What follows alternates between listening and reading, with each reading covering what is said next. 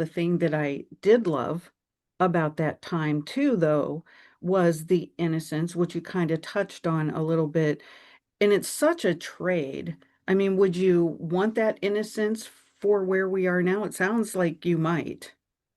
Yeah, I don't know, but that's also, you know, looking at the past and making it better than it was. And I think that's a human response. Like that was the golden era, and I like the scene in the mall where I'm looking at everything, everybody's wearing nice clothes or eating at Mm-hmm. that little Mm-hmm. cafe in the mall. But then you realize there's a whole bunch of people left out of that scene because now we're a much more, inclusive society. Okay, that's true. And though the innocence of that time, we're fast paced, we're in a big hurry, it's a very Mm, divisive culture we're living in, you know, yeah.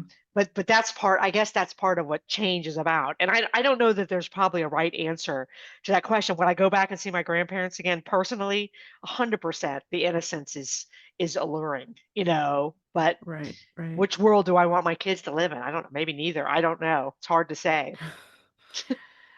Maybe a little of both Right. because the world is really scary right now for my three littles and it is scary It raising is. them.